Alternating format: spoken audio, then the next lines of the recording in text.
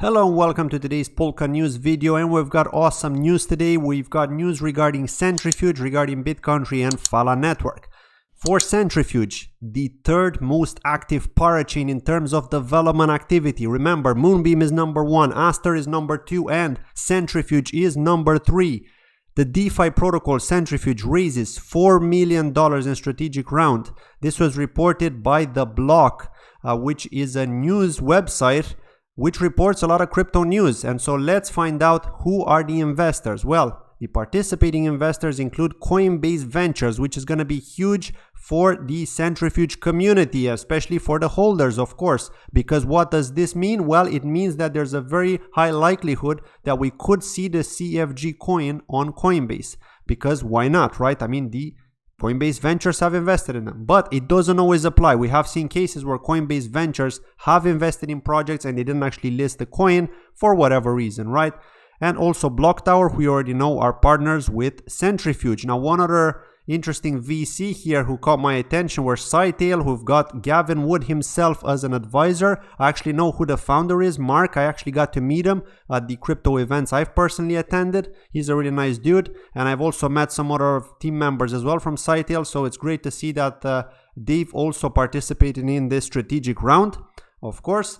And yeah, I mean, if you don't already know what Centrifuge is, it's basically enabling real-world assets such as real estate, consumer credits, and invoices to be tokenized and leveraged within DeFi services. And such tokenization has been seen as one of the core use cases for blockchain technology, as it allows for more transparent and liquid markets.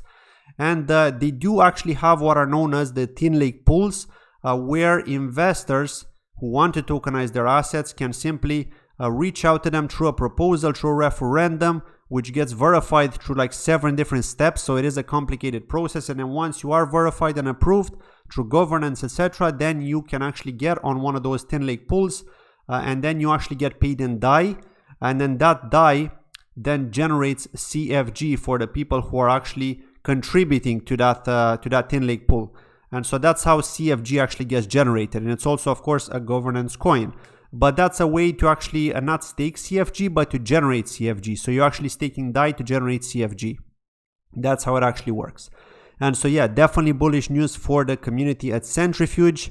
But let's move on and talk about the next piece of topic here, which is Bitcountry Pioneer, of course. Now, we don't know this for a fact, but we can now estimate what Kaosland units are going to be worth, because we've got these units from the metaverses that have been auctioned recently. And people, the metaverse owners, in fact, are selling these now because they can subdivide them. So they're selling them between 99 near to 300 near on the Bitcountry marketplace. If you go to the marketplace, you can see these units of land. So it all depends on the location, of course.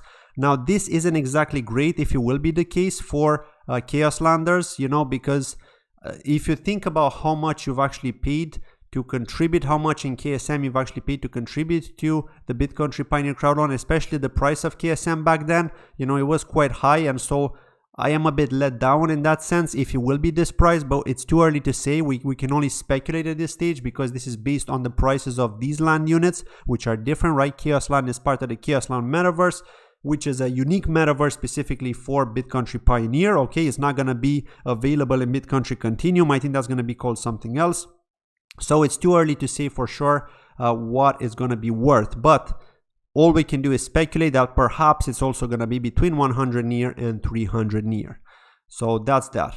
Let's move on and talk about the next piece of topic here, and that's Phala Network. Okay, Phala Network are jumping into the metaverse trend, if you didn't already know, with Phala World. And so they're actually doing a lot of NFT sales and minting right now. Now, financial advice, it's up to you if you want to take part in it. I didn't personally take part in it, but I know that a lot of people did, and there's a lot of hype around it now because they've been tweeting like crazy to promote these mints, right? And we can also see here that tomorrow they've organized a Twitter space discussion with Ray Lu, Shannon, and also Justin from Bitcountry, and in fact Kira is a moderator as well, with Marvin Tong and Jojo. So basically it's going to be a part of the Bitcountry huddle, and they want to find out more from Phala Network and how they're going to work, and I'm assuming they're going to work together, which is really bullish, because if you look at Phala Network, they've been around. I mean, they launched on Ethereum. They launched their token on Ethereum. It was an ERC20 token. I think it was around the end of 2020, if I remember correctly. And then they, of course, migrated over to Substrate, but there is a bridge, so you can actually swap in and out. But my point is that there is 70 million market cap project right now. They are also listed on Binance. Now, we know that Near is not on Binance yet. They have had discussions with Phala Network and with Remark as well, so they're definitely in touch. Right, we can expect great things to happen, but for now it's still a mystery, because Ray doesn't give too much information. As you know, he's quite secretive, but then he does surprise us with these news on Twitter, and so you can expect some nice things to happen there. And yeah, do join if you can. It is quite late, to be honest, at least for me. It depends on your time zone, of course. 2 a.m. UTC, so that is quite late. It's very early in the morning for me, so I won't be able to join, but I will be listening to the recording the following day. Let's move on to this other piece of news here by Phala Network. So like I said to you, they're trying to promote their ongoing mints, and so what they're going to do is they're going to hold a talk tomorrow at 8 a.m. UTC with Talisman, okay, to discuss how you can use the Talisman wallet to participate in the ongoing mint. And I've actually done a tutorial on Talisman, so if you want to check that out, I will post a link at the end of this video.